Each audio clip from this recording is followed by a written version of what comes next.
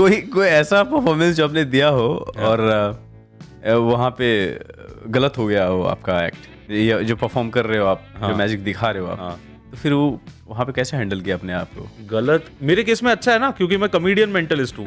तो मेरे शो का ओपनिंग यही है कि भाई आज के शो में कॉमेडी और मेंटलिज्म, मैजिक, ये सब कंबाइन होगा।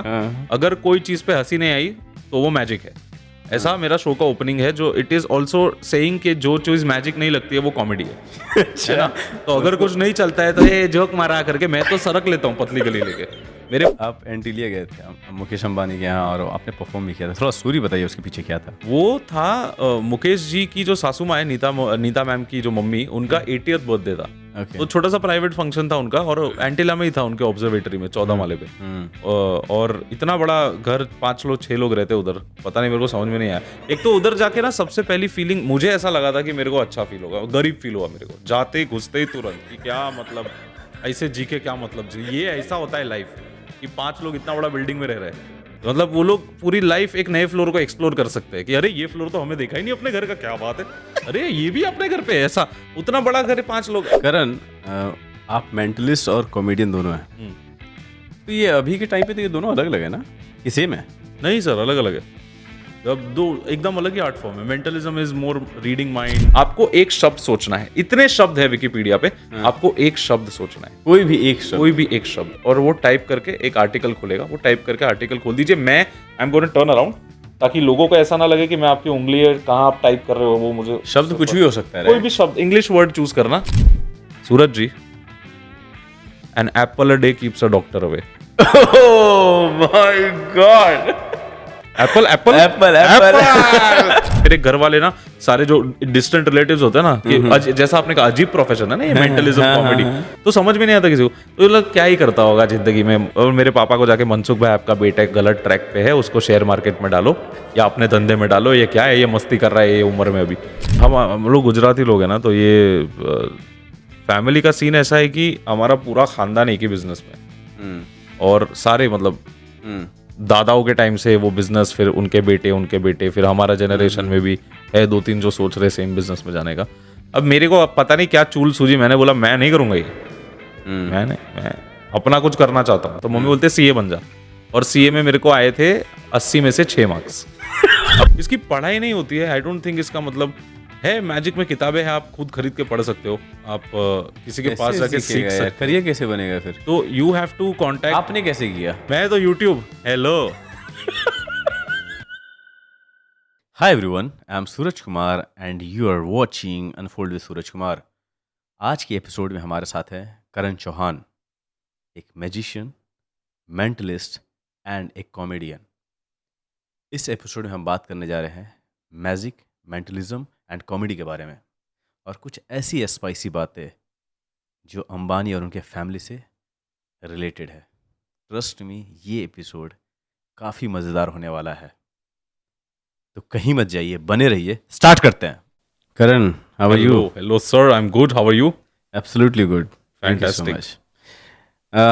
करण, आप मेंटलिस्ट और कॉमेडियन दोनों हैं, तो ये अभी के टाइम पे तो ये दोनों अलग अलग है ना, कि सेम है? नहीं सर, अलग अलग है। अब दो एकदम अलग ही आर्ट फॉर्म है। Mentalism is more reading minds, predicting the future, influencing people.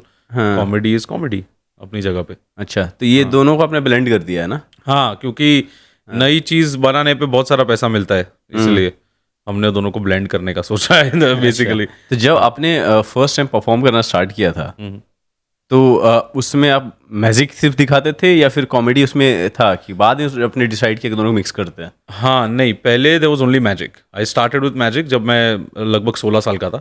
उसके बाद अराउंड अबाउट 5 साल बाद जब I could do magic and थोड़े से परफॉर्मेंसेस हो गए थे, थोड़ा सा एक्सपीरियंस आ गया था, मुझे पता चला कॉमेडी मैजिक जैसी कैटेगरी है। अच्छा, जो magic as an art form में एग्जिस्ट करती है, जैसे डांस में होता है ना, हिप हॉप होता है, भरतनाट्यम होता है, वैसे मैजिक में भी कैटेगरीज होती है। तो आई फाउंड आउट कि कॉमेडी मैजिक करके कोई चीज है, and then it sort of connected with me more, क्योंकि मैं जनरली भी लाइफ में बहुत हंसी मजाक करता हूँ। मुझे लगा ये सही है, ये करते हैं, ये अपनी कैटेगरी है। फिर उसको डेवलप किया, थोड़ा टाइम लगा उसको होने में, and then we added mentalism to it. Then the whole brand only became comedian mentalist, because कोई है ही नहीं ऐसा कोई और, तो वो ब्रांड बना दिया लोगों ने। Okay, great. तो अभी मुझे एक बात बताइए कि जैसे जो अभी जो कॉमेडी, जैसे कि अभी कॉमेडी की बात करें तो कपिल शर्मा तो पहले आता है इंडिया में, इंडिया में बिल्कुल one of the biggest comedian में से एक हैं वो। एब्सोल्युटली एंड जो भी काम करते हैं उसमें वो, और स्टैंड अप कॉमेडी बहुत ज़्यादा फेमस है अभी, राइट? हाँ। अब अभी अलग ही आया है हाँ। कि मैजिक के साथ साथ थोड़ा कॉमेडी हाँ। को मिक्स करके थोड़ा सा दिखाना कि ऑडियंस को भी थोड़ा सा लगे कि कुछ हो रहा है, Right. और फन मस्ती करते हुए उनको जो चीज़ें मुझे सर्व करना है वो करके आप दिखा देते हो। बिल्कुल कॉमेडी करना एज ए परफॉर्मर, प्रेजेंट करना आपको एज ए कॉमेडियन कितना हार्ड होता है? उसके पीछे का प्रिपरेशन क्या होता है आपका? तो मेरे ख्याल से जो हार्डकोर स्टैंड अप कॉमिक्स है, मेरी कॉमेडी वैसी नहीं है। अभी एक कॉमेडी में भी, स्टैंड अप में भी एक कॉन्सेप्ट बहुत चल रहा है फिलहाल, जिसको बोलते हैं क्राउड वर्क। वो वहाँ पे जोक्स नहीं होते, कॉमेडियंस क्राउड के साथ बात करते हैं और ऑन द स्पॉट जोक्स बनाते हैं। मेरा ज्यादातर काम उस लाइंस पे है, क्योंकि वो मेंटलिज्म है, इसलिए शो में हम ऑडियंस पार्टिसिपेशन पे काफी रिलाई करते हैं और ऑडियंस इंटरेक्शन पे रिलाई करते हैं। तो पर से जोक्स नहीं है शो में, बट जो इंटरेक्शन है वो फनी हो जाता है, और जो हमारा ट्रिक का स्क्रिप्ट है ना, उसमें हमने पंच लाइन्स डाली हुई है। तो ये सब टेस्ट करने के लिए मैं जाता हूँ कॉमेडी क्लब्स में ही जाता हूँ। हम 10-15 मिनट का स्पॉट ले लेते हैं। टेस्टिंग पीरियड होता है 3-4 महीने का एक पर्टिकुलर पीस का, और वो टेस्ट होने के बाद हमें पता चलता है कि इसको हम शो में डाल सकते हैं कि नहीं। Okay. तो वो 3-4 महीने का एक प्रोसेस है, उसमें लिखना होता है, डिजाइनिंग होता है, सब होता है, trial testing, everything is combined. 3-4 months it takes, सिर्फ एक शो के लिए, एक ट्रिक के लिए। एक ट्रिक के लिए? मैं ये एटलीस्ट मेरा तरीका है, मतलब मैं आई डोंट, बाकी लोगों का मुझे नहीं पता, लेकिन मैं लेता हूँ 3-4 महीने लेता हूँ एक ट्रिक के लिए। अच्छा ठीक है, तो जैसे कि अब मान लीजिए आज आपका शो है, हाँ तो शो में जैसे आपने बोला कि मुझे मैजिक तो दिखाना ही है, मेंटलिस्ट तो आप हैं, तो मैजिक तो आपको दिखाना ही है, उसमें कॉमेडी भी डालना है, करेक्ट। तो हर एक शो के लिए जो कॉमेडी आप लाते हो वो आप साइड से लिखते हो, कैसे प्रिपेयर कैसे करते हो आप? तो बेसिकली या जैसे फिर वो मतलब उसी समय जो निकल रहा होता है बस नहीं, flow में आप? तो मैं कुछ चीजें सोच के जाता हूँ कि ये 2 या 3 लाइंस है, यहाँ पे कॉमेडी की स्पेस है। उसके साथ साथ अभी एक्सपीरियंस से मुझे ये भी पता चलता है कि अगर ये मेंटलिज्म का मेरा एक पीस है, समझिए एक माइंड रीडिंग का पीस है, तो उस माइंड रीडिंग के पीस में यहाँ पे ये फिक्स लाइंस है जो फनी है, लेकिन इधर इधर मेरे पास इम्प्रोवाइजेशन का स्पेस है। तो वो कैलकुलेट करके एक स्क्रिप्ट बनता है, और फिर वो ट्राई टेस्ट 3-4 महीने बाद वो हो जाता है अच्छे से। मैजिक में साइकोलॉजिकल एलिमेंट भी होता है, राइट? हाँ, तो उसको आप वो अप्रोच कैसे आपने डेवलप किया अपने आप में? मेरे हिसाब से ना, हर एक छोटी से छोटी ट्रिक में भी there is a psychological element to it. Magic में साइकोलॉजिकल एलिमेंट बहुत ही सटल है, क्योंकि उसमें ज्यादातर वेटेज स्लाइट ऑफ हैंड को दिया जाता है। मेंटलिज्म में the psychological element is very on the nose, बहुत अपफ्रंट है, क्योंकि किसी के दिमाग में घुस के आप कोई थॉट निकाल रहे हो, उसको हाथ की सफाई कैसे बताओगे? तो वो बहुत ही अपफ्रंट है। लेकिन magic in general is an art form about psychology.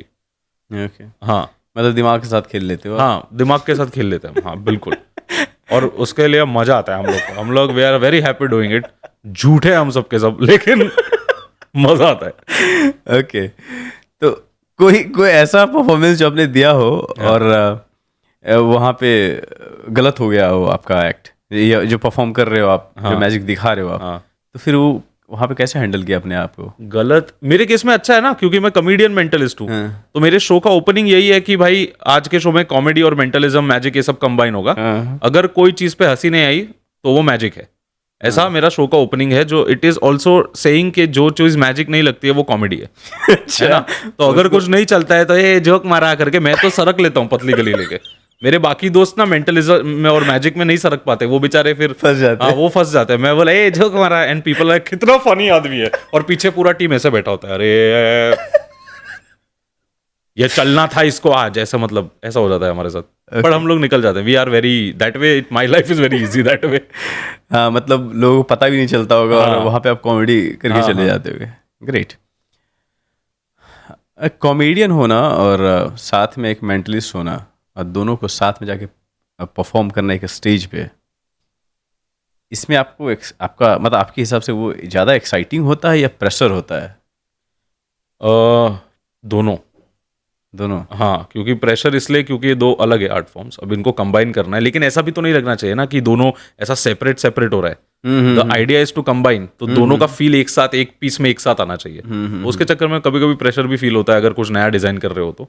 एक बार वो डिजाइन हो जाता है ना, फिर एक एक्साइटमेंट अलग लेवल का होता है कि इसको जाके ट्राई करते हैं, इसको और इम्प्रूव करते हैं। पब्लिक रिस्पॉन्स जब आना शुरू हो जाता है, आपने सोचा था घर से कि ये पॉइंट पे ताली बजेगा, ये पॉइंट पे ये होएगा, और जब वो होने लगता है फाइनली 2-3 महीने बाद ना, तो सुकून एकदम, फिर एक्साइटमेंट चालू हो जाता है कि यार इसको जाके करते हैं बार बार और उसको इम्प्रूव करते हैं ऐसा। तो आपने जो बताया कि ट्रिक को एक रेडी करने में 3 से 4 महीने आप लेते हैं, हाँ मैं लेता हूँ। हाँ क्या प्रोसेस क्या होता है, क्या सोचते हैं, कैसे क्या करते हैं आप? तो बेसिकली एक आइडिया उठाया और मेरे को ना I like to do weird concepts. मेरे को जो बेसिक वाला कॉन्सेप्ट है I don't like that too much, क्योंकि मेरे स्टाइल को वो सूट नहीं what is the meaning of weird? तो वियर्ड कॉन्सेप्ट जैसे एक नई ट्रिक पे मैं अभी काम कर रहा हूँ, जो पूरा ट्रिक पीजेस पे बना है। तो 5 पीजेस होंगे, वो डैड जोक्स का आजकल बहुत चल रहा है ना ट्रेंड, अच्छा। कि 2 लोग ऐसे बैठे ऐसे ही और घटिया जोक मार रहे हैं और अच्छा, दूसरा वाला हाँ। वो कुछ कॉफी पीते पीते रिएक्शन रोकने की कोशिश कर रहा है। हाँ। तो डैड जोक्स बहुत चल रहे हैं। तो एक पीस जैसे मैं बना रहा हूँ डैड जोक्स पे, जिसमें 5 डैड जोक्स होंगे, उसमें से एक डैड जोक सिलेक्ट होगा और मैं प्रिडिक्ट करूंगा कि ऑडियंस कौन सा डैड जोक सिलेक्ट करेगी। तो ऐसे वियर्ड कॉन्सेप्ट मुझे अच्छे लगते हैं। तो ये एक आइडिया से शुरू हुआ डैड जोक। अब डैड जोक्स मेरे को ढूंढने हैं कि मैं कौन से डैड जोक्स बोलूं जो इतने बुरे भी नहीं है लेकिन इतने अच्छे भी नहीं है। ओके। ऐसे 5-6 ढूंढने पड़ेंगे, फिर उसको हम लिखेंगे, हम टेस्ट करेंगे और फिर एक तरीका ढूंढना पड़ेगा कि अगर आप वो 5 में से सिलेक्ट करते हो तो मैं कैसे बिफोर हैंड प्रिडिक्ट कर सकूं कि आपकी चॉइस क्या होने वाली है। अब वो करने के 8-10 तरीके हैं मेंटलिज्म इंडस्ट्री में ही, हमारे in the pool of knowledge of mentalism. तो 8-10 तरीके में से कौन सा तरीका इसके लिए बेस्ट है वो टेस्ट होगा उसके बाद, और ये सब हो के बन जाएगा एक दिन, और फिर लोग मेरे को इसका पैसा देंगे बहुत सारा। आई एम अ गुजराती। तो बेसिकली आप The whole पूछ रहे थे point कि is- थॉट कहाँ से शुरू होता है? पैसे से शुरू होता है थॉट। ये इतना पैसा चाहिए तो इसके लिए ये करना पड़ेगा ऐसे। अमेजिंग। हाँ करना, मुझे आप ये बताइए कि ये बहुत ही डिफरेंट इंडस्ट्री है एक, बहुत ही। मतलब कि बिकॉज इससे पहले एक और मेंटलिस्ट मेरे पास आ चुके हैं मेरे शो पे, तो वो बोल रहे हैं कि उन्होंने बताया कि सूरज भाई 1% नहीं, 0.0001% करियर इसमें लोगों का है। हाँ मतलब कि उन्होंने बताया कि पूरे इंडिया की बात बताऊं तो वे जो गिने चुने जो मेंटलिस्ट हैं 4-5 ही हैं, 4-5 सिर्फ 4-5। तो सोच लो कि परसेंट तो ढूंढी, हाँ, सोचो ही नहीं, बिल्कुल। मतलब ना के बराबर है इसमें। तो इसे अगर करियर के तौर पे अगर मान लो कि क्योंकि एक दो बार मैंने भी मैजिक देखा तो मैं बहुत ज़्यादा पैशनेट हो गया था कि क्या मज़ा आ रहा है यार, मैं भी कर सकता हूँ कि नहीं। तो अगर कोई सोचता है कि इसे करियर के तौर पे लूँ तो क्या ये करियर इसमें बनाया जा सकता है? और हाँ, बनाया जा सकता है तो कितना हार्ड है? देख, हार्ड तो कोई भी करियर होता है यार, तो मेरे ख्याल से हार्ड वो तो डिपेंड करता है फ्रॉम इंडिविजुअल टू इंडिविजुअल, लेकिन इसमें करियर बनाया जा सकता है, ऐसा नहीं है नहीं बनाया जा सकता। इसकी पढ़ाई होती है? बिल्कुल बनाया जा सकता है। इसकी पढ़ाई नहीं होती है, आई डोंट थिंक। इसका मतलब है मैजिक में किताबें हैं, आप खुद खरीद के पढ़ सकते हो, आप किसी के पास जाके सीख सकते हो। करियर कैसे बनेगा फिर? तो यू हैव टू कॉन्टैक्ट। आपने कैसे किया? मैं तो यूट्यूब, हेलो मेरे टाइम पे हो गया था यूट्यूब पे सब कुछ। तो यूट्यूब पे अभी तो आज तो और ज्यादा है। सोचो मैं कितना आज 2025 में 10 साल पहले की बात कर रहा हूँ। तो तभी ना यूट्यूब पे शुरू हो गया था वो ट्रेंड धीरे धीरे कि मैजिक रिवील्ड और ट्यूटोरियल वीडियोस बहुत आ रहे थे। तो वहां से मैंने शुरू किया था और फिर मैं बहुत सारे सीनियर म्यूजिशियंस के टच में आया। उन्होंने मुझे किताबें रिकमेंड की कि यार तू ये पढ़, तेरे लिए ये अच्छा है, तू ये पढ़। तो वो सारी किताबें खरीद के पढ़ी। तो वैसे कर करके इसका एक ही स्कूल है मैजिक का वेगस में, जेफ मैकब्राइड का, the school of magic and mystery. लेकिन उतना कौन खर्चा करेगा यार वेगस जाने का। तो हाँ, और मैं क्योंकि मैं गुजराती हूँ, हमारा फैमिली बिजनेस है, तो मेरे पापा भी उतने एक्साइटेड नहीं थे पहली बार ये सुन के कि अच्छा तुझे मेंटलिज्म करना है, मेंटलिस्ट बनेगा तू, अच्छा जा बेटा ये ले बहुत सारा और ये निकल लेके। ऐसा तो था नहीं। तो, हाँ, तो यूट्यूब ही था मेरे पास जो था वो। अच्छा, तो मतलब आपने यूट्यूब को से स्टडी करके जो भी चीजें अपने, हाँ, यूट्यूब से शुरुआत हुआ, फिर बुक्स एंड फिर थोड़ा एक्सपीरियंस, बहुत सारे घटिया शोज, और उसके बाद सीखने को मिला कि ये नहीं करना है, ये नहीं करना है। ओके। तो अभी पैसे की बात हो रही थी। हाँ, पैसे की बात मुझे बहुत अच्छी लगती है, पता है, यही तो इसका तो वेट कर रहा था मैं। यस, मैं भी इसी क्वेश्चन का वेट कर रहा था कि जब आपने स्टार्ट किया है जो करियर, पहला फीस क्या चार्ज किया था आपने, कितने पैसे मिले थे? मैंने शुरुआत की थी as an assistant to a musician. हाँ, कहाँ पे पहला शो कहाँ किया था? पहला शो नहीं, मैं असिस्टेंट था एक म्यूजिशियन का। तो मेरी पहली फीस मैजिक से आई थी। हाँ, वो थी 200 रुपए, और मुझको उन्होंने दिए थे 200 रुपए। मेरा काम था कि उनकी बैग्स लेके जानी है वेन्यू पे, सब सेटअप करना है, फिर वो शो करेंगे, फिर वो खत्म होने के बाद सब पैक करना है, उनके घर पे वो बैग्स छोड़नी है, फिर घर आना है। ये मेरा काम था। मैं 17 साल का था तभी, कॉलेज शुरू हुआ था मेरा नया नया। और वहां से मेरा पहला शो मुझे ऐसे एक सीनियर म्यूजिशियन ने दिया। तब मैंने उन्होंने मुझे 1500 रुपए दिए थे। उधर पहुंच के मैंने देखा बहुत बड़ा इवेंट है, तो मैंने बोला 1500, बजट तो कम नहीं था इसका। तो ओके हाँ, लेकिन मेरा ब्रांड उतना बड़ा नहीं था तो ओके 1500 और 4 घंटे परफॉर्म किया था मैंने, घिसा है मैंने जिंदगी में, पता है कितना। तो क्या यार। अभी क्या हो रहा है कि लोगों को जो अगर मिनिमम अमाउंट की बात करते हैं तो लोग खुल के बता देते हैं, हाँ अब कुछ बड़े अमाउंट पे आते हैं। अभी तक का हाईएस्ट हाँ। अमाउंट कितने मिले आपने एक शो के लिए या एक परफॉर्मेंस के लिए आपने लिया हो? हमने एक ही बार हुआ ऐसा, 3 लाख रुपए लिए थे। ओके मेरा हाईएस्ट 3 लाख है, अच्छा। जो बहुत कम है कंपैरेटिवली जो मेरे सीनियर्स है उनसे।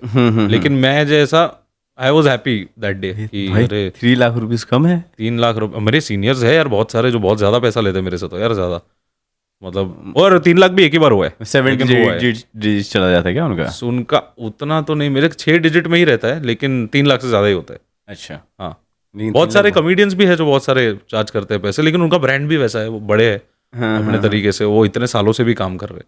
तो मेरे ख्याल से वो भी बहुत मैटर करता है कि आपका एक्सपीरियंस कितना है। भाई आपका बड़े brand तो आप कितना भी हो बड़ा है। यार, एंटीलिया जा करके आ चुके हो आप।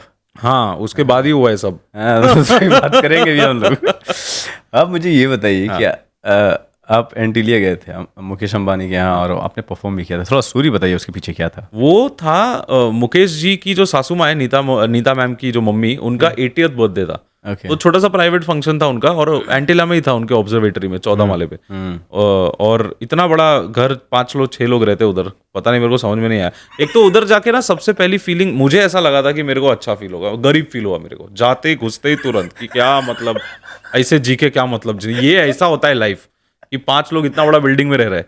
मतलब वो लोग पूरी लाइफ एक नए फ्लोर को एक्सप्लोर कर सकते हैं कि अरे ये फ्लोर तो हमें देखा ही नहीं अपने घर का, क्या बात है, अरे ये भी अपने घर पे है, ऐसा उतना बड़ा घर है, 5 लोग। तो उनका बर्थडे था, तो ऊपर उनका ऑब्जर्वेटरी में पार्टी थी और उनके घर के ही लोग थे सिर्फ उस दिन।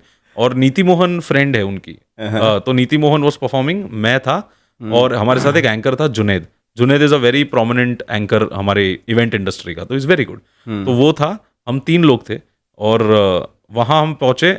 हमारे वो एयरपोर्ट सिक्योरिटी होता है ना, वैसा फुल था, ऐसा बैग रखो, स्कैन करो, हाँ, अंदर जाएंगे। घर हाँ पे? हाँ हाँ, नीचे ग्राउंड फ्लोर पे। ग्राउंड फ्लोर पे। हाँ, और मैंने ऐसे गाड़ी लगाई और फिर से वही गरीब वाला फीलिंग, इधर ऐसा BMW, एस्टन मार्टिन, ये सब, और मेरा अर्टिगा आके खड़ा हुआ उधर ऐसा, और मैं अर्टिगा से उतरा और मैंने बोला नहीं लाते ना गाड़ी आज, नहीं, और इज्जत कम हो गई, ऐसा उबर में आ जाते कि हाँ मेरी मर्सिडीज एक्चुअली सर्विस में गई, ऐसा कुछ बोल तो सकता, अब तो वो भी नहीं बोल सकते ना। मारुति अर्टिगा, वो पीछे से भी फटा हुआ था थोड़ा, क्योंकि बस से टकरा गई थी गाड़ी 1 हफ्ते पहले। तो ऐसे करके गया मैं उधर, और फिर हम ऊपर गए, तो हम काफी जल्दी पहुंचे थे। नीता जी से भी हमारी बात हुई, उनको मिलना था सारे आर्टिस्ट से। तो बड़ी बड़ी मतलब एकदम नॉर्मल गुज्जू लेडी शीज यार, मतलब बहुत चिल है। उनको एहसास है कि they are the Ambanis, but इस बात का घमंड बिल्कुल नहीं है। अच्छा। मतलब हाँ, आपको ऐसा फील होगा कि यार इतना वैसा तो थोड़ा कुछ नहीं। और उनको पता चला मैं भी गुजराती, वो भी गुजराती, तो गुजराती में बातें शुरू हो गई हमारी। तो बड़ा चिल माहौल था एकदम। और फिर हमको उन्होंने बोला कि आप अभी इवेंट को तो टाइम है, तो आप लोग बैठिए। हमें एक अलग सा एक रूम था उनका किसी और फ्लोर पे, उधर पे हम बैठे थे, और हम आपके लिए नाश्ता भिजवाते। तो हम लोग चले गए नीचे, और नाश्ता आया, ऐसा बटलर लेके आया, वो पिक्चर में दिखाते ना इंटरनेशनल, ऐसा ग्लव्स पहन के, ऐसा फुल चांदी का ट्रे, उसमें चांदी की प्लेट। हमने बोला यार ये क्या खाना होएगा, इसमें समझ में भी नहीं आएगा, अमीर लोगों का खाना। खोला तो अंदर कांदा पोहा था। तो मैं बोला यार ये है तो अपने जैसे ही ना, at the end of the day. मतलब हाँ यार, उनको कुछ ऐसा नहीं है कि एंटीलिया जाके कांदा पाव खाया आपने? एंटीलिया में जाके कांदा पोहा खाया मैंने, मतलब क्रेजी। और मैं बोला यार ये सही लोग है यार, मतलब यार इनको फालतू में चढ़ा के रखा हुआ है, मतलब गलत तरीकों से, बड़े सही लोग है यार ये लोग। तो कांदा पोहा खाया, फिर वो इवेंट किया, मुकेश जी से हम मिले। और मुकेश जी का कैसा था कि मुकेश जी आए जब भी पार्टी में, तो जितने भी लोग थे ना वहाँ पे, वो एक मधुमक्खी के ऐसा क्वीन भी रहती है एक, वो इधर जाए तो पूरा झुंड उधर जाता है, फिर वो इधर जाए तो वो पूरा झुंड उधर जाता है। तो पहले सब ऐसे अपने अपने में लगे हुए, फिर मुकेश अंबानी एंटर्स, और वो गए इस तरफ, तो इधर पूरा झुंड ऐसा इधर। तो आप पार्टी में अगर टीम का कोई था? नहीं, ये लोग थे, गेस्ट थे उनके। अच्छा। तो अगर पार्टी में आप दूर से देखते ना, जहां हम खड़े होके देख रहे थे, मैं और जो एंकर थे, वो लोग ऐसा देख रहे कि जूप जूप जूप, ऐसा people are going like this, और एक ही बंदा लीड कर रहा है, और वो बंदा बेचारा क्या कर रहा है, मुकेश अंबानी, वो स्टार्टर खा रहे थे और कुछ नहीं कर रहे थे, लेकिन अच्छा। उनको शांति से खाने भी नहीं दे रहा था कोई। तो वो हट जाते थे वहीं से कहीं और जाके मिलने के लिए उनसे आगे पीछे जा रहे थे। यार बंदा सासू माँ की पार्टी है उनके बर्थडे की, वो आया है अपने खुद के घर पे पार्टी, उनको खा तो लेने दो यार, आके सीधा क्या है तुम लोगों को। तो मेरे को भी थोड़ा ऐसा हो गया था कि यार वो बेचारे खा रहे हैं, उनको खा लेना तो शांति से। हमने वेट किया, हमने मेरे ख्याल से आधा पौना घंटा ये सब चला। तब तक गेस्ट्स के साथ we were entertaining, we met Anant and everybody at that time, Isha and everyone. तो उनके साथ किया हमने थोड़ा सा एक दो ट्रिक्स, और उसके बाद मुकेश जी फाइनली थोड़े फ्री हुए, फिर उनके साथ जाके बातचीत की थोड़ी देर, उनको भी एक ट्रिक दिखाई। और जो फोटो है मेरे इंस्टाग्राम पे, वो फोटो में 2 महीने बाद मिला। सबसे कमाल की बात यह है कि फोटो 2 महीने बाद मिला? फोटो 2 महीने बाद आया, क्योंकि हमारे कैमरास पे नीचे स्टिकर्स लगा दिए थे कि आप क्या फोटो नहीं खींच सकते अंदर। तो मैंने यार मैं सोच रहा हूँ यार, इतना मतलब प्रोमिनेंट ये मेरे लिए वो है करियर मूव, और मैं बता ही नहीं सकता किसी को इसके बारे में। कि मैंने मेरे पास प्रूफ ही नहीं होगा, कोई नहीं मानेगा यार ये कल उठ के, तो मतलब ये क्या होता है यार। तो मैं बड़ा सैड हो गया कवर। तो मैं ऊपर जाके फिर मैंने अंबानी सर से और मुकेश जी से मिला, तो मैंने उनको पूछ लिया कि सर एक फोटो चाहिए आपके साथ। तो उनके मैनेजर ने अपने फ़ोन पे लिया, और फिर जो मेरी जो दोस्त है जिसने ये इवेंट हमें दिया था, उसने मुझे दूसरे दिन फ़ोन किया कि ब्रो हमको 2 महीने एनडीए का वेट करना पड़ेगा, अगर एनडीए आ गया तो। नॉन डिक्लेरेशन एग्रीमेंट होता है ना जो, फोटो के लिए? हाँ कि सीरियसली फोटो के लिए? फोटो नहीं, मतलब पूरे इवेंट के लिए कि आप ये बाहर बता नहीं सकते कि आप यहाँ आए थे और वो। तो 2 महीने रुक जा, अगर एनडीए नहीं आता है ना तो फिर I will send you the photo, मैं वहां से मंगा के I will send it to you and you upload it. तो 2 महीने में रुका रहा, एनडीए नहीं आया, उसने वहां पे कंफर्म किया, तो दे वर ऑल्सो लाइक नहीं इसमें एनडीए कुछ नहीं है।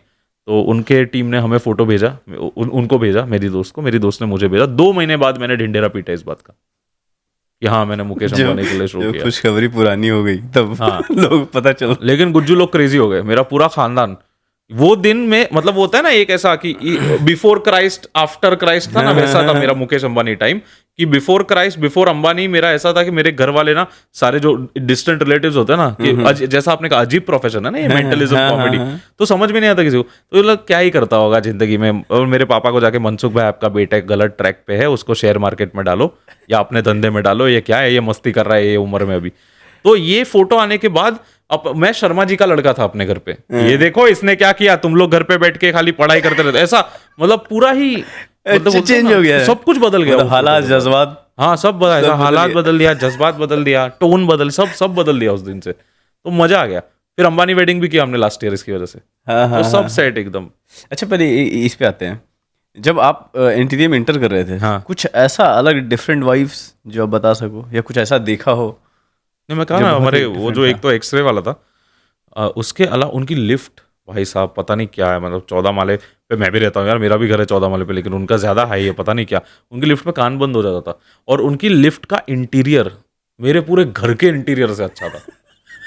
इतनी सुंदर लिफ्ट, ओ माय गॉड, अंदर पेंटिंग्स लगी हुई है, अच्छी सी लिफ्ट में पेंटिंग लगी हुई है। मतलब यार ये होती है लिफ्ट, ऐसी लिफ्ट होनी चाहिए। अपनी लिफ्ट को इधर ऊपर बुलाओ तो नीचे चली जाती है, मतलब हाँ। तो लिफ्ट बहुत इंटरेस्टिंग थी, बड़े ब्यूटीफुल गोल्डन कलर का इधर ऐसा खंबा, लिफ्ट के अंदर ऐसा पतला ऐसा लगा हुआ, और ऐसा पूरा ऐसा मस्त लिफ्ट मेरे को अच्छी लगी। पूरा एंटीला अपनी तरफ, लिफ्ट एक अपनी तरफ, बहुत सीधी लिफ्ट यार। तो जब एनटीए में इंटर करे थे, गाड़ियाँ कितनी देखी, कैसे कैसी गाड़ियाँ मैंने 3-4 गाड़ियाँ ही देखी होगी, क्योंकि थोड़ी सी तो नीचे बेसमेंट में भी हो सकती है। और 400-500 करोड़ तो बाहर ही खड़ा होगा। हाँ आराम से यार, आराम से देश का जीडीपी पूरा बाहर खड़ा था उधर।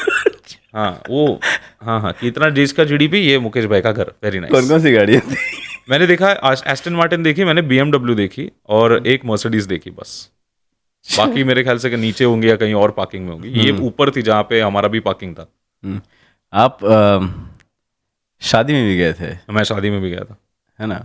कैसा रहा? बिकॉज आपका वीडियोस मैंने देखा था, हाँ, इंस्टा पे। हाँ, कैसा रहा शादी का, थोड़ा बताइए उसके बारे में। शादी का भी एक्सपीरियंस बहुत अच्छा था। शादी में शादी यहाँ पे था बीकेसी में, उनका रिसेप्शन था जो 2 दिन का। तो first day it was celebrities, Bollywood, their business people, high and जितने भी थे उनके ग्लोबली जो है, और दूसरे दिन उनका पूरा रिलायंस के एम्प्लॉयज थे। तो वो दोनों दिन हम थे दोनों इवेंट्स में, और हमको करना था परफॉर्म करने के लिए गए थे? ओके। तो प्रोफेशनली बुक हुए थे हम लोग परफॉर्म करने के लिए स्पेसिफिकली, तो उसके लिए हम गए थे। और फर्स्ट डे पे AR रहमान का कॉन्सर्ट ऐसा मुफ्त में देखने को मिला मेरे को, मजा आ गया। तो वो बहुत ही अच्छा एक्सपीरियंस था। और उनका रिसेप्शन में ऐसा था कि उनका एक बहुत बड़ा स्टेज लगा हुआ था, और बीच का पूरा एरिया खाली था, और 2 लाइन्स थी। तो इस तरफ जनरल लाइन थी और इस तरफ सेलिब्रिटीज के लिए लाइन थी। तो जो भी सेलिब्रिटीज आते थे, अक्षय कुमार है, रफ्तार है, ये सब लोग इस तरफ से जाते थे, तब वो लाइन रोक देते थे, इनको मिलने देते थे, फिर ये निकल जाते थे, वो लाइन फिर से शुरू कर देते थे। लेकिन एक बात बोलनी पड़ेगी, मेरे को याद है कि इतने लोग आए थे 2 दिन, 5-6 घंटे 7 घंटे आराम से पूरा परिवार चुपचाप स्टेज पे खड़े रह के एक एक आदमी से मिला है। बिल्कुल नहीं ऐसा कि नहीं बैठ जाओ थोड़ी देर के लिए या चलना, अभी हम लोग को जाने दे, चल बस हो गया, अभी इतना लोग से 9-10 हजार लोग दोनों दिन रहे होंगे, और एक जितने भी लोग लाइन में थे सबसे मिले वो लोग। किसी को निराश नहीं किसी को निराश नहीं किया, मुंह पे थकान नहीं, शक्ल पे कोई तनाव नहीं, 6-7 घंटे फुल फैमिली खड़ा है स्टेज पे, तैनात एकदम। नहीं रह सकता खड़ा यार 6-7 घंटे इंसान, वो भी वैसे कपड़े पहन के, मतलब मोजड़ी वोजड़ी पहनो, कभी हालत खराब हो जाता है। इसलिए तो और मैं भी झाड़िया हूं, मेरे को पता है। हाँ यार, नहीं ऐसे कपड़े पहन के हम लोग खड़े रह सकते हैं यार, हमारा बॉडी टाइप वाले लोग 6-7 घंटे वो खड़े हैं सब लोग। बहुत ही क्रेजी था वो तो यार, क्योंकि हम even when we are performing, हम ब्रेक लेके बाहर जाते थे, बैठते थे थोड़ी देर, हमारे पास वो चॉइस था उस दिन, उनके पास नहीं था, और उन्होंने किया है अच्छे से, वो मिले, एवरीबडी दे मेट। शादी में कुछ खास जो आप हाईलाइट करना चाहो, जो बहुत ही शादी का डिफरेंट हो? डेकोर बहुत उनका बहुत ही अच्छा था। I think they kept the decor थोड़े टाइम के लिए भी, कि लोग आके खाली डेकोर देख सके शादी के बाद भी, मतलब ये रिसेप्शन के बाद भी। उन्होंने काफ़ी बड़ा स्पेस तो है ही उनका वहाँ पे, तो डेकोर बहुत अच्छा था। 3 सेक्शंस में डिवाइडेड था पूरा बैंक्वेट। एक सेक्शन खाली एंटर करने के लिए था, वहाँ पे इनिशियल सेरेमनी हुआ था। एक बीच में जो सेक्शन था that was A R Rahman's concert, and the my show was happening everywhere, and the final section was the reception place where people can meet them. तो डेकोर पे काफी ध्यान दिया गया है, और मेटिकुलसली पूरे वर्ल्ड वाइड से लोग आए थे ना? वर्ल्ड वाइड से लोग आए थे, बिल्कुल, हर पूरी दुनिया से लोग आए थे। और कोई ऐसे लोग जिससे आपको आप मिलने का सोचा था आपने, वहां पे मिल गए? रफ्तार से मुझे मिलना था यार। हाँ। मुझे रफ्तार से मिलना था, और रफ्तार के साथ क्या फनी सीन हो गया कि एक तो मेरे बाल और दाढ़ी ऐसी है ना, तो मैंने जब रफ्तार को, मतलब रफ्तार केम, उनके साथ भी उनके 2 लोग थे, तो मैं जब अप्रोच कर रहा था उनको कि आई am a mentalist and can I do something for you like right now, तो उसके पहले उन्होंने मेरी शक्ल देखी ऐसे, हाँ, और उनके मुंह पे ऐसा था कि अच्छा एक और रैपर आया है, स्ट्रगलिंग रैपर है, अभी आके मेरे को बोलेगा मेरा गाना सुनो। तो मैंने बोला sir I am a mentalist, I would like, you are mentalist. तो खुश हो गए कि हाँ अभी ये गाना नहीं सुनाएगा मेरे को। हाँ, और उन्होंने, बड़ा क्यूट आदमी है यार वो भी, उन्होंने सही रिएक्शन दिया। हम रिकॉर्ड नहीं कर पाए क्योंकि हमको फर्स्ट डे पे बोला था कि रिकॉर्ड मत करना। सेम स्टिकर वाला फंडा। फिर हमने अंदर जाके देखा तो ये सब लोग स्टिकर निकाल के फोटो खींच रहे, ये कर रहे। तो मैंने पकड़ा इवेंट कंपनी को कि ये क्या है। तो बोला आपको कौन बोला रिकॉर्ड मत करना? बोला तुम्हारी टीम से बताया था किसी ने। तो बोला नहीं करो। बोला यार रफ्तार चला गया यार, तुम लोग अभी बोल रहे हो करो। रफ्तार के साथ ही तो चाहिए था मेरे को वीडियो, रफ्तार मेरे को बहुत पसंद है। तो लेकिन मिला, मेरा फोटो है, वीडियो हम नहीं ले पाए उस दिन। क्या करने का बताओ। अमेजिंग। ठीक है, तो वहाँ पे जब गए आप, शादी में इतने लोग आए थे और आपने रफ्तार से भी मिला, कुछ ऐसा इंसिडेंट जो आप मतलब आपको अभी भी याद आता हो, और ये फनी हो सकता है वो, या बहुत ही ज़्यादा मेमोरेबल हो सकता है, वो क्या था उस शादी में? उस शादी में सबसे ज़्यादा मेमोरेबल तो मेरे ख्याल से द होल एक्सपीरियंस ना, मतलब वहाँ पे कैसा था कि इतना बड़ा स्पेस था वो परफॉर्म करने के लिए भी, कि आप ऑन फुट कितना कवर करोगे, मतलब ऐसा हो गया था एक पॉइंट पे। और सबसे खतरनाक एक्सपीरियंस था मेरे लिए, खतरनाक in the sense it was an amazing experience was कि दे वर ड्रेसिंग अप पीपल। जैसे अगर हायर किया है ना हमें, इसको AR रहमान को, anybody, Manish Malhotra, and they had a team of these fashion designers, अच्छा, जो आपके कपड़े तैयार करेंगे आपके लिए। तो उस दिन मैंने जो पहना था वो 2 लाख रुपए का शेरवानी पहना था मैंने। 2 लाख रुपए? हाँ, that was designed by Manish Malhotra. और मेरे मेजरमेंट्स और वो सब उन्होंने कुछ 2 दिन पहले मंगाए थे, फिर ग्रीन रूम में ट्रायल हुआ था। अब मेरे नसीब, और सबसे पहली बार मेरी लाइफ में कपड़ों के ट्रायल में एक बार में मेरे को कपड़े फिट हो गए सही तरीके से। तो मैं उस दिन इसलिए बहुत खुश था कि मेरे को बार बार ट्राई नहीं करना पड़ा, इनको सिलाई खोलनी नहीं पड़ी कि सर आपकी थाइज हमारे 4 बच्चों जितनी बड़ी है, हम कैसे करेंगे, कितना कपड़ा लगेगा, ऐसा कुछ नहीं हुआ। मस्त हो गया एकदम। ठीक है, बट हाँ, वो शेरवानी के चक्कर में चाय नहीं पी पाया मैं। अच्छा ठीक हाँ, कि इस पे गिर गई तो। अच्छा, तो आपने अभी तक इतने शोज किए हैं, हाँ। इवन कि अंबानी के यहाँ भी जाके किया है आपने, शोज किया है अंबानी के वहां पे जाके। हाँ, हाँ। पूरा बोलिए यार, ऐसा अच्छा नहीं लगता यार।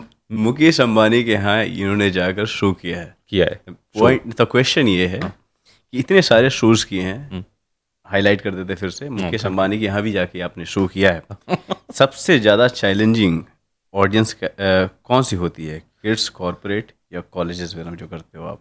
You know what, I am going to take this opportunity. हम लोग एक नए प्रोजेक्ट हमने उठाया है, सर पे बेड़ा। मैं ही हूँ प्रोड्यूसर, ठीक है, सर पे बेड़ा। अपने ही शो का। अच्छा। मैं ही हूँ प्रोड्यूसर और मेरे साथ 2 टीम्स और है, रंगत प्रोडक्शंस और सुपरनोवा। हमने शुरू किए हैं टिकटेड शोज। 10 साल से मैं ये काम कर रहा हूँ। अब जाके वी हैव स्टार्टेड कि हम टिकट बेचने की कोशिश करते हैं इस शो की। हमारा पहला शो कल ही हुआ, टिकटेड शो, जिसका नाम है करण वर्सेस करण। ये शो मुझे अब तक लगता था कि सबसे टफ ऑडियंस होते हैं बच्चे, क्योंकि उनके लिए ना वो लोग जैसा दुनिया है ना वैसे दुनिया को देख लेते हैं ना, हाँ। तो वो पकड़ लेते हैं मैजिक Question को बहुत होता है और उनका क्यूरियोसिटी लेवल अलग रहता है। तो मुझे हमेशा से लगता था कि एक the kids audience is the toughest audience, और मैं करना नहीं चाहता था कभी किड्स शोज। लेकिन मेरे एक सीनियर ने बोला कि अगर तेरे को ऑडियंस मैनेजमेंट सीखना है तो तुझे करना पड़ेगा, तू भले तू 6 महीने कर लेकिन तू कर। तो मैंने 6 महीने इनिशियल करियर में किया था। ठीक है। बट ये टिकटेड शो शुरू होने के बाद मुझे को कल रियलाइज हुआ, पहला हमने जब शो खत्म किया, कि किड्स ऑडियंस से भी ज्यादा टफ होता है टिकटेड ऑडियंस। क्योंकि जब एक इंसान एक टिकट खरीद के आपका शो देखने आता है ना, तो आपका रिस्पॉन्सिबिलिटी बहुत बढ़ जाता है। अगर मैं एक इवेंट पे जा रहा हूं तो मुझे एक कंपनी ने हायर किया है जिसका कॉर्पोरेट इवेंट है, उसके 500 एम्प्लॉइज है या 500 उनके जो भी है चैनल पार्टनर्स है, उन लोगों ने पैसे नहीं दिए ना मुझे कंपनी ने दिए। कंपनी ने दिए। तो ये लोग तो, इनको फ्री में मिला है शो, टेक्निकली इनको एंटरटेन होना है, तो रिस्पॉन्सिबिलिटी उतना फील नहीं होता है। लेकिन जब एक आपकी 1000 रुपए की टिकट खरीद के इधर पूरा एक रो भर के लोग बैठे ना, तभी एज अ आर्टिस्ट आपको एक स्पेशली करण को देखने आए हैं। हाँ, और आपको देखने आया है, ब्रांड नेम में आपका ऐड रहता है, तो इधर पे ना एकदम ऐसा तथा पपा होने लगता है इंसान। और कल था ऐसा, तो मुझे, मैं किड्स को, I think kids first and then ticketed audiences, these 2 audiences are. कहाँ पे शो किया था आपने? हमने कल किया था सोफिया ऑडिटोरियम में। ये कैसा शो था, और कितने लोग थे? हाँ, तो इस शो का नाम है करण वर्सेस करण, और हमारा फुल हाउस हो गया नसीब से। तो पहला शो था और फुल हाउस हुआ, तो पहले तो टीम फुल ऐसा पार्टी किया रात को, ये। और ये शो कॉमेडी मेंटलिज्म को कंबाइन करता है, ऑब्वियसली जो हमारा ब्रांड है। It's a 2 hour long show, interval है बीच में, और 1 मैन शो है।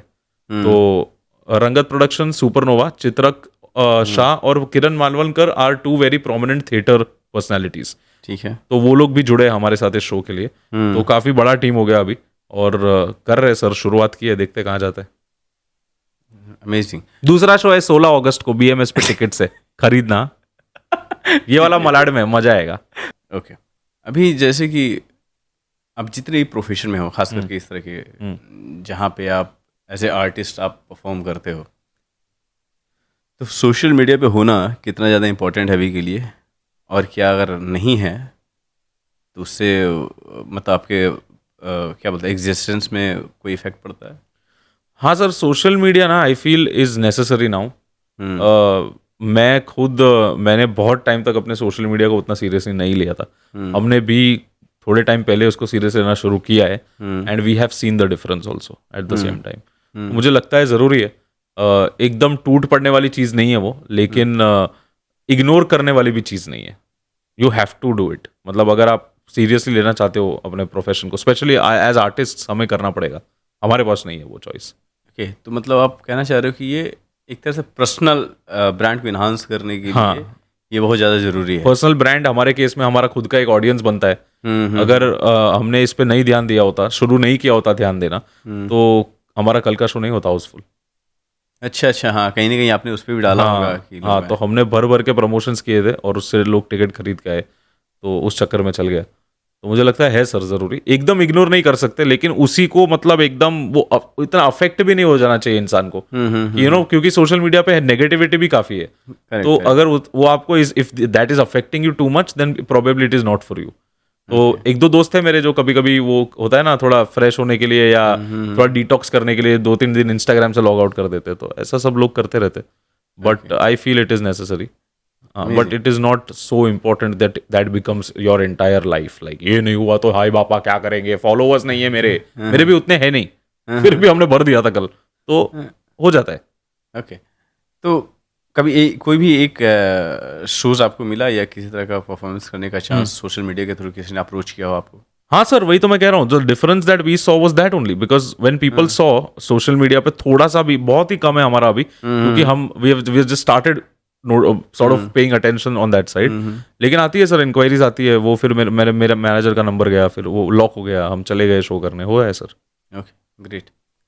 अभी क्या है कि करण, कि जब भी किसी गेस्ट को मैं बुलाता हूँ, हाँ तो जितनी भी ब्राइट चीज़ें हैं उनके लाइफ में जो हुई है वो तो बता देते हैं, हाँ लेकिन उसके पीछे का जो हार्ड टाइम जो होता है, हाँ। और कोई भी एक बंदा जो मुझे लगता है जो स्टेबल है आज के टाइम पे, या स्टैब्लिश किया अपने आप को बहुत स्ट्रॉन्ग तरीके से, तो उसका बैड पार्ट भी होता है जो उन्होंने झेला होता है बिल्कुल। स्टार्टिंग में। करण का वो स्ट्रगलिंग पार्ट क्या था, वो जब स्टार्ट कर रहे थे आप, तो कैसा था, क्या था, मतलब आपके फैमिली सपोर्ट में थी, पैसे टाइम पे मिलते थे, क्या क्या था, कुछ बताइए उसके बारे में आप। सर एक तो हम लोग गुजराती लोग हैं ना, तो ये फैमिली का सीन ऐसा है कि हमारा पूरा खानदान एक ही बिजनेस में है। और सारे मतलब दादाओं के टाइम से वो बिजनेस, फिर उनके बेटे, फिर हमारा जनरेशन में भी है 2-3 जो सोच रहे सेम बिजनेस में जाने का। अब मेरे को पता नहीं क्या चूल सूझी, मैंने बोला मैं नहीं करूंगा ये, मैं अपना कुछ करना चाहता हूँ। तो मम्मी बोलते सीए बन जा, और सीए में मेरे को आए थे 80 में से 6 मार्क्स अकाउंट्स में 12th। हाँ, और मेरी मम्मी बोले सीए बन जा, या एमबीए कर ले, ऐसा कुछ कर ले। और मेरे को नहीं यार, मेरे से नहीं हुआ यार, मेरा दिमाग है ही नहीं ऐसा।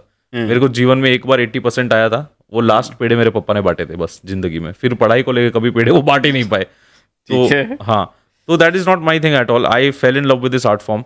और मैंने जब घर पे बताया तो obviously there was a little bit of retaliation, क्योंकि नहीं आता है ना किसी को समझ में यार। 16 साल का लड़का आके बोल रहा है जादूगर बनने का है, किसको आएगा समझ में। तो I think parents were scared. Society ने भी अपना काम किया थोड़ा और डराने के में मेरे मॉम डैड को, कि ये संभालो, you know all that happens, कि आपका बेटा क्या कर रहा है, आपको ध्यान देना चाहिए, उसका फ्यूचर नहीं है, दिस दैट। और एक तो मेरे को मजा आता है जब कोई बोलता है ना कि फ्यूचर नहीं है, उसको पता है क्या कि कल उठ के वो क्या खाने वाला है? नहीं ना, नहीं ना। बाथरूम जाने का टाइम तेरे को पता है क्या, कितने बजे आएगा? नहीं ना। तो मेरा फ्यूचर कैसे डिसाइड कर रहा है यार? तो रुक जाना थोड़ा, मेरे को एक चांस तो दो यार। फ्यूचर मेरा मैं डिसाइड हाँ यार, तो फ्यूचर देखने तो दे, मैं भी नहीं कर रहा हूँ डिसाइड, देखने कहाँ जा रहा हूँ, देखने तो दे पहले। तो ऐसा सब बहुत हुआ। मेरे मॉम डैड डरे हुए रहे काफी, और हमारे घर पे काफी तनाव का माहौल रहा कुछ 4-5 साल इसको लेके। और फिर 4-5 साल और आप अड़े रहे? हाँ, और मैं अड़ा रहा, वो अपने जगह पे अड़े रहे, और उस चक्कर में काफी झगड़े हुए। और ये लोग आके अपना तो करते ही है ना, तो चीज़ें बोली गई काफ़ी। और that was a very depressing time in life. लेकिन जब उसके बाद पहली बार मैं एक इंटरनेशनल मैजिक कन्वेंशन में गया था, मेरे कुछ 10 सीनियर म्यूजिशियंस है जिन्होंने कहा कि तू चल, तू उधर पे पार्टिसिपेट कर, कंपटीशन है इंटरनेशनल म्यूजिशियंस का। तो IMS करके एक ऑर्गेनाइजेशन है US का, जिसका प्रेसिडेंट है टोनी हसीनी। तो वो ये कंपटीशन है मेडल ऑफ मर्लिन, इस कंपटीशन का नाम है, जो वो अलग अलग दुनिया में अलग अलग जगहों पे वो लोग वो कंपटीशन करवाते हैं। ठीक है। तो मेरे सीनियर से बोला कि तू आ और कर। तो मैंने 3-4 महीने लगा के एक 7 मिनट का एक एक्ट बनाया और वहां जाके कर दिया। तो मेरे साथ कुछ 15-20 म्यूजिशियंस थे पूरी दुनिया से जो कम्पीट कर रहे थे, और वहां से मैं I won the medal of Merlin. वो मेरा पहला अवार्ड था इंटरनेशनल। तो वो जब मैं आया लेके घर पे, तो मेरे मॉम डैड को थोड़ा लगा कि नहीं, ये दाल रोटी पनीर तक नहीं पहुंचे, कोई बात नहीं, दाल रोटी तो खा ही लेगा, इससे सीरियस है ये। हाँ, सीरियस भी है, और ये कुछ तो कर ही लेगा, ये really wants to do this. और उसके बाद जो सपोर्ट मिला है मुझे मेरे मॉम डैड से, मेरी वाइफ से, अब हमारी शादी को भी 5 साल हो गए, वो उस चक्कर में ना अपनी गाड़ी मस्त चल रही है ब्रो। हाँ, क्योंकि वो घर में वो टेंशन नहीं होना चाहिए इस चीज को लेके। तो आप स्टेज पे सेटल्ड रहते हो, मुझे ये टेंशन नहीं है अभी। तो मेरे वो 4 साल में शोज भी उतने अच्छे नहीं होते थे, प्रेशर ही इतना था। और घर पे क्या बोलने का कि शो करने जा रहा हूँ, फिर वही पंगे झगड़े, बाहर वाले लोग जो हैं पड़ोसी, वो अलग लफड़ा, चाचा, हाँ, सब एक से एक। फूफा जी, अरे फूफा जी, अरे भाई साहब, मेरे को मैजिक तो कर, लेकिन वो ठीक है, बाकी क्या कर रहे हो? बाकी मतलब हाँ वही, मतलब ये अजीब सा, मतलब क्या करते हो बेटा? मैजिक, मैं मैजिक करता हूँ। नहीं, जिंदगी में क्या करते हो? मतलब अरे यही तो करता हूँ भाई, क्या जिंदगी में क्या करते हो? मतलब तुमको नहीं आया समझो तो गलत, ऐसा भाई। तो हाँ, और पेमेंट कभी लेट नहीं हुआ, टचवुड भाई। 200 रुपए 1500 रुपए से लेके आज तक पेमेंट मेरा कभी लेट नहीं होने दिया ऊपर वाले ने। और अब मेरे मैनेजमेंट टीम ने, वो लोग सब ध्यान रखते हैं मेरा अच्छे से। मैं बहुत, I am very very safe hands यार, I am cute boy. Okay, amazing. इस पोजीशन पे रहने के बाद ये क्वेश्चन जो मुझे समझ में आया, जो भी आप जिस भी पोजीशन पे आप हैं, आपके हिसाब से जितने भी इंटरटेनर होते हैं, बेसिक 5 क्वालिटीज क्या होनी चाहिए एक इंटरटेनर में? बेसिक 5 क्वालिटीज़ होनी चाहिए। सबसे पहले तो ह्यूमिलिटी होनी चाहिए, बहुत ज़रूरी है। और दूसरी पैशन बहुत इंपॉर्टेंट है। विदाउट पैशन तो हो ही नहीं पाएगा। हाँ, क्योंकि ये वो नहीं, इसमें एमआरपी नहीं है ना। हमारे प्रोफेशन में एमआरपी, हमारे क्या, कोई भी ना, कोई भी एनी आर्टिस्ट, उसके एमआरपी का है। नहीं है। तो पैशन के बिना आपका कुछ नहीं होगा इसमें। और एक डिसिप्लिन होना चाहिए। डिसिप्लिन मतलब डिसिप्लिन इन द सेंस कि एक ना, ये करना है तो फिर करना है, that focus has to be there. और बाकी की 2 क्वालिटीज मैं नहीं बताऊंगा, क्योंकि मुझे नहीं पता। कमेंट में डाल के बताओ आप। हाँ, कमेंट में डाल के आप बताइए आपके हिसाब से वो 2 क्वालिटीज कौन सी होनी चाहिए, जो मेरे में भी नहीं है इस वक्त। ओके। मेरे में ये 3 है। मैं फोकस है मेरा, मैं पैशन बहुत है मेरे को इसको लेके। आप मेरे को रात को उठा के मेरे को शो दे दो, मैंने आधी नींद में उठ के कर देना है, मतलब हाँ, मुझे बहुत पसंद है यार, मेरे को प्यार है इस चीज से यार। और तीसरा ह्यूमिलिटी। मैं, मेरे से हम्बल आदमी कोई है ही नहीं, चलो ना। मॉडेस्टी की नोक पे हूं मैं ही हूँ मॉडेस्ट। चलिए ठीक है। हाँ, अब my name comedy is कर ही Karan रहे हैं, Modest चौहान। कॉमेडी कर ही रहे हैं। हाँ तो जैसे आपने बोला एमआरपी, हाँ ठीक है, आर्टिस्ट जैसे परफॉर्मर कोई डिस्काउंट देता है? जैसे मान लो बिल्कुल आपको यार। कोई शो करना चाहिए, जैसे मैं बोलूंगा कि मैं अपनी कंपनी के लिए आपको हाँ। हायर करना चाहता हूँ, हाँ। तो जो भी आपका अमाउंट रहेगा आप उस पर कुछ देते हो डिस्काउंट वगैरह? बिल्कुल सर, होता है ना। क्या बोलते हो कि दिवाली चल रहा है तो सर? नहीं नहीं, दिवाली का डिस्काउंट नहीं होता। हमारा डिस्काउंट कैसा होता है कि हम लोग ना आपको और 5 शोज देंगे, तो हमें थोड़ा डिस्काउंट दो ना। फिर वो 5 शोज आते हैं, कभी भी आ सकते हैं वो। फिर ये हमारे साथ ऐसा हो चुका है, 5 शोज देंगे, ठीक है डिस्काउंट ले लीजिए। 2 साल तक 5 शोज होते रहे वो। फिर हमने टाइम लिमिट दिया, 5 शोज देना है ना, 3 महीने में होने चाहिए, तो बोल दे, तो फिर तू फुल प्राइस दे भाई। तो ऐसा सब बहुत होता है। Okay, great. अभी बातें बहुत होगी करण, अब मुझे आपका थोड़ा कुछ ट्रिक देखना है। क्या बात है, हाँ, कुछ दिखाओ आप। कुछ दिखाऊं मैं? हाँ। चलिए, आपका थोड़ा मजा फोन है था। ना आपके हाथ में? हाँ हाँ, यस, दीजिए मुझे। लीजिए। है, इंटरनेट कनेक्शन है उसमें लगा हुआ, मतलब, वरना मोबाइल करना डेटा पड़ेगा। ऑन कर दीजिए। हाँ ठीक है, ऑन कर देता हूँ। अभी सूरज जी के जितने भी मैसेजेस है सब हम पढ़ेंगे। ये मत करना मैं बस। मजाक कर रहा हूँ। और मुझको ना सफारी खोल के दे दीजिए। सफारी, एक सेकंड। और गूगल पे चले जाइए, सफारी खोल के गूगल पे चले जाइए। आप सबने, जितने भी लोग अभी देख रहे हैं, सबने आई एम श्योर विकिपीडिया के नाम तो सुना ही होगा, है ना? तो we will try something on Wikipedia. एक स्टेटिस्टिक निकालता हूं मैं आज। क्या बात तब तक सूरज जी अपनी सर्च हिस्ट्री डिलीट कर ले पहले। ये रहा। सूरज जी की किंक निकल जा रही है, माय गॉड। तो सब I am going to put in, और ये अपने घर पे भी लोग चेक कर सकते हैं, विकी आर्टिकल काउंट। ये बेसिकली ना, अगर आप अपने घर पे भी करो तो ये आपको मिल जाएगा, गूगल करना है आपको खाली। और अगर आप विकी आर्टिकल काउंट पे जाएं तो आपको ये दिखेगा नंबर। हाँ, कि इसमें है कि कितने आर्टिकल्स है विकिपीडिया पे, और उन आर्टिकल्स में कितने शब्द है।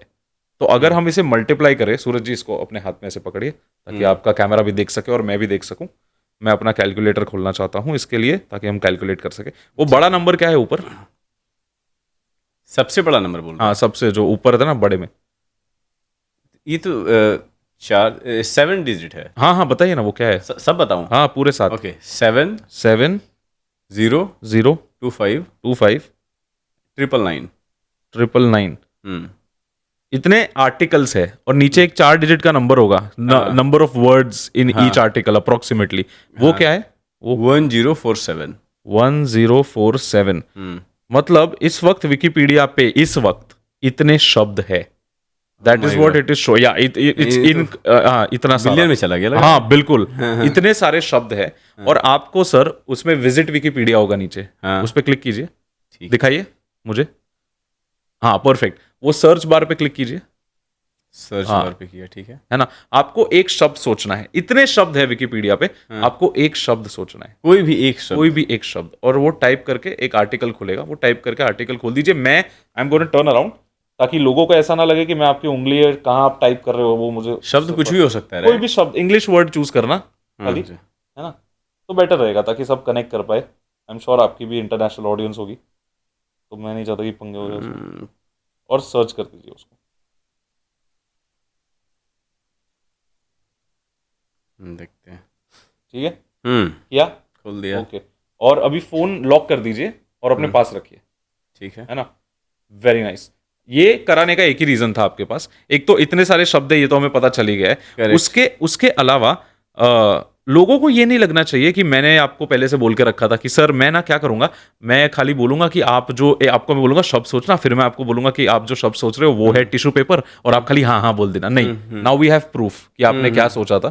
कुछ भी इन्होंने नहीं पहले बताया था, ये हाँ। सडनली मैंने स्टार्ट किया है। हाँ, और मेरा आप बोल कैमरा बोलने को बाद का। में दिखा भी सकते हैं लेटर ऑन कि आपने जो भी सोचा था वो जेन्युइनली वो आपने अब भी सोचा है ना। वो that is the only reason we done this. I want you to focus on this word now Suraj ji. Don't say it only focus. Focus भी कैसे करना है आपको बहुत स्पेसिफिकली करना है। I want you to imagine कि आप बचपन में चले गए हो फिर से। Visualise this in your mind.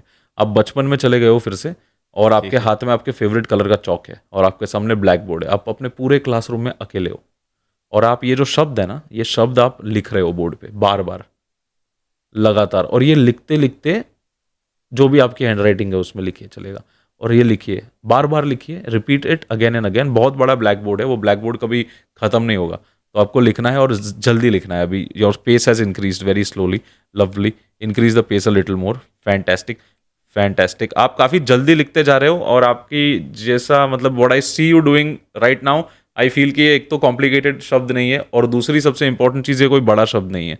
कभी कभी लोग थ्रो ऑफ करने की कोशिश करते हैं, कंजक्टिवाइटिस ऐसा कुछ सोच के। आपने ऐसा कुछ नहीं किया, आपने एक छोटा सा वर्ड सोचा है, 5-6 लेटर्स है इसमें, करेक्ट, परफेक्ट। कि आप लास्ट लेटर पे फोकस कीजिए, सिर्फ लास्ट लेटर पे। ठीक है, आप लास्ट लेटर पे से किसी जानवर का नाम सोच सकते हो क्या? सोच लिया। सोच लिया। एलिफेंट के बारे में सोच रहे हैं आप, यस, है ना? Perfect. Last letter is an E. Yes. Are there any repetitive letters? I think there are some letters जो रिपीट हो रहे हैं, मतलब एक से ज्यादा बार कुछ आ रहा है ऐसा। हाँ आ रहा है। Yes, look at me for a second. A B C D E F G H I J K L M N O. The blink gave it away. The P is repeating. Yes, P yes, 2 bar repeat हो रहा है, 3 बार हो रहा है, 2 बार हो रहा है, 2 बार P repeat हो रहा है, P और E. Very nice. Suraj ji, an apple a day keeps a doctor away. Oh my God, Apple. Apple Yeah. मस्त. I'm very Amazing, happy. bro. This is my life. Welcome to my world. Great, awesome था ये। You can show people also. They're genuinely Yes. apple. Even I want to. I want to क्या हो गया? दिखा रहा हूँ। Naughty चीजें मत दिखाते ना गलती से। Apple, Did you get it? मेरे को दिखाए? Yes. Apple. Amazing bro, Nice, no? Great great. 16 अगस्त भूलना मत। SP Malad tickets on book my show.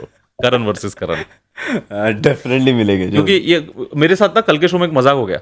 हाँ, लोगों को हमेशा जब ऐसा कुछ होता है ना, अब आपको पता है क्योंकि आपके साथ हुआ है, करेक्ट, लेकिन लोगों को फिर भी लगेगा कि आपको मैंने बोल के रखा था एप्पल सोचना, जो नहीं हुआ है। नहीं हुआ लेकिन है। लोगों को फिर भी ये लगेगा। तो जब तक लोग खुद एक्सपीरियंस नहीं करते ना, तब लोगों को भरोसा नहीं होता। और कल बहुत सारे ऐसे लोग आए थे जिनका आपने फीडबैक लिया, उनके फीडबैक में कंसिस्टेंट यही था कि हमको लगा भाई ये सब तो सेटअप रहता है, पर जब मेरे साथ आज हुआ ना, खुद किसी ने अंदाज अपना अपना मूवी सोचा था कल, हाँ, तो वो गैस किया था, ऐसा सब हुआ था। तो अंदाज अपना अपना वाला फ्रीक आउट हो गया था, क्योंकि उसने मूवी चेंज किया था। पहले वो DDLJ सोच रहा था, तो बदल लिया। तो आई वाज लाइक अंदाज अपना अपना, अच्छा हुआ sir you changed it, because DDLJ बहुत कॉमन था, तो उसकी और पड़ गई। अरे बाप रे। तो हाँ, तो उस दिन तो आप जब तक एक्सपीरियंस नहीं करोगे ना, तब तक यू वोंट बिलीव दिस। ये बड़ी पर्सनल चीज है basically. Amazing amazing. Thanks bro. I am surprise bro. You have to be यार, वरना क्या फायदा मेरा होने का ही हाँ दुनिया में। हाँ हाँ हाँ, एब्सोल्युटली, मज़ा तो आया। ठीक है, बहुत सारे क्वेश्चंस ऐसे पूछे हैं आपसे जो आपने बहुत अच्छे से जवाब दिया है। Thank you. एक लास्ट क्वेश्चन जो है मेजर क्वेश्चन में से ही एक है। ओके।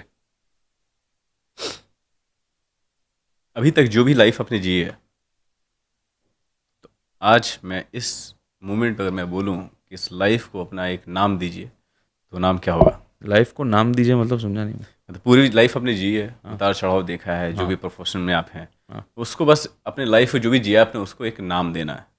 ओके। नाम मतलब एक वर्ड एक वर्ड में लाइफ पूरा डिस्क्राइब करना है। हाँ, यार ये तो बड़ा तगड़ा सवाल है यार। एक वर्ड में लाइफ पूरा डिस्क्राइब करना है।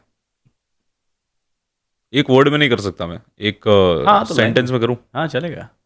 रिसेंटली मेरे एक बहुत ही एक इंस्पिरेशन है मेरे, वेन डॉब्सन। उनका देहांत हो गया थोड़ा टाइम पहले।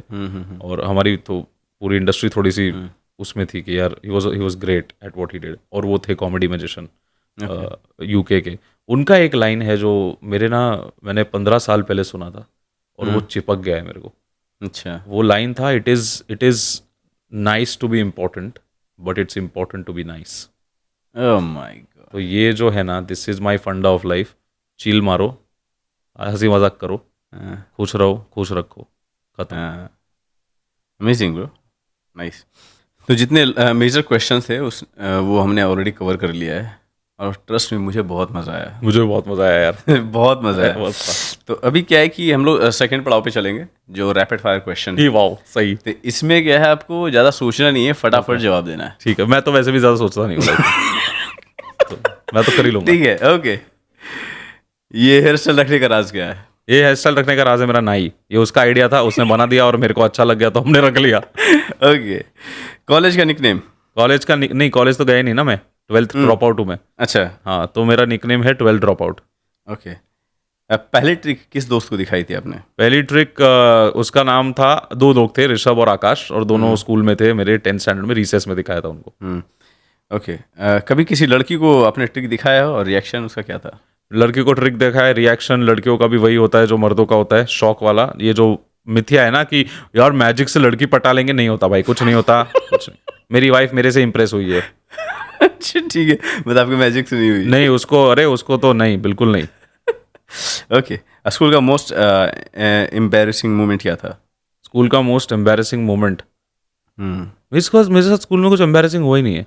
हाँ, एक बार डांस करवाया था मेरे से जबरदस्ती क्लास के सामने। मेरे से डांस कराया था, उनको लगा झाड़िया गणेश आचार्य जैसा दिखता है तो नाच तो लेता ही होगा। गलत थे वो लोग बहुत। अच्छा। हाँ, अच्छा। उल्टिया की है लड़कियों ने वो देख के उस दिन। ओ हो।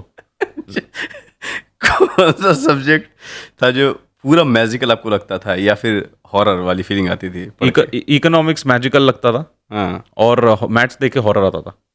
क्या कोई फेवरेट प्लेस जहाँ पे आप खाने जाते हो, उसका फेवरेट कोई फूड जो बहुत पसंद हो, आपको हाईलाइट करना चाहो यहाँ पे?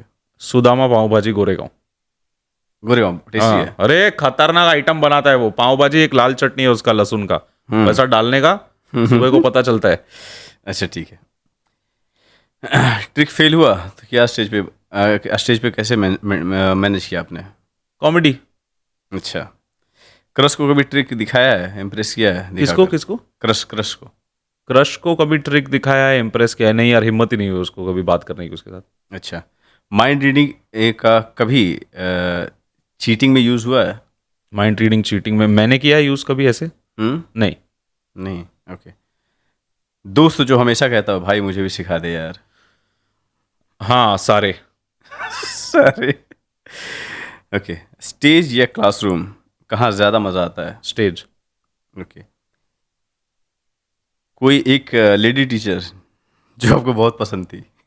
कोई नहीं थी, सारी आंटियां थी हमारे में। मतलब आंटियां भी अच्छी होती है, बस मेरे वो शौक नहीं थे यार, नवाबी। नवाबी। अगर स्कूल लाइफ एक ट्रिक होता तो उसका नाम क्या होता आपके हिसाब से? उसका नाम होता है एम्बिशियस कार्ड ट्रिक।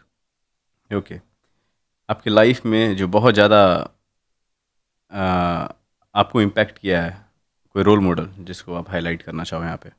बहुत सारे यार, एक का नाम नहीं ले सकता मैं, पर Penn and Teller, Tommy Cooper, Wayne Dobson, amazing Jonathan, Michael Finney, बहुत सारे, मैक किंग। ओके। टकीला? हाँ, पिलाइए, मजा आएगा। Whiskey? क्यों नहीं? अच्छा, वैसे सवाल है क्या? चाय या कॉफ़ी? जब खाली टाइम पे काम करने समय, हाँ। काम करने के बाद जो आपको लेना होता है, क्या है? चाय। चाय। ठीक है।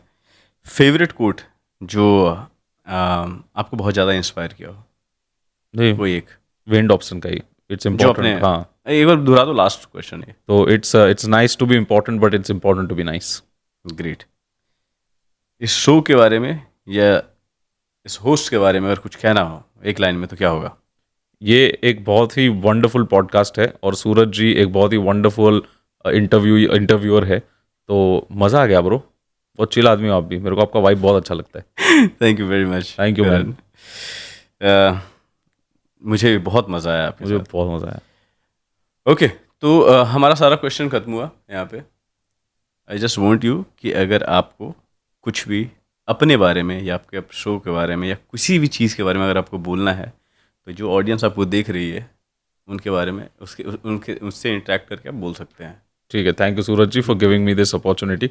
पहली बात तो मुझे आई एन्जॉयड दिस थॉरली, मुझे बहुत मज़ा आया। Like I said, I love your vibe, this whole vibe is amazing.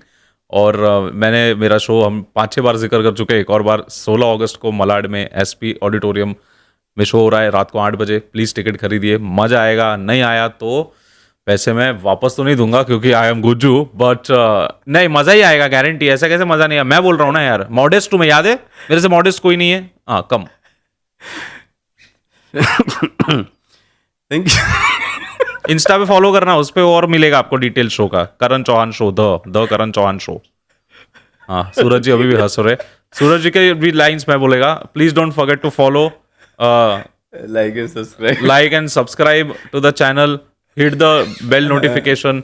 Dance कर लो थोड़ा सा आप यूट्यूब के सामने, ये भी चलो, डू एनीथिंग। ठीक है, okay, thank you so much guys बने रहने के लिए। इस तरह की पर्सनालिटीज़ को मैं बुलाता रहूँगा जिससे आप कुछ सीख सकें और जिससे मैं कुछ सीख सकूँ। एक और बार तहे दिल से शुक्रिया बने रहने के लिए। बहुत जल्द मिलते हैं नेक्स्ट एपिसोड में। Thank you so much, bye bye.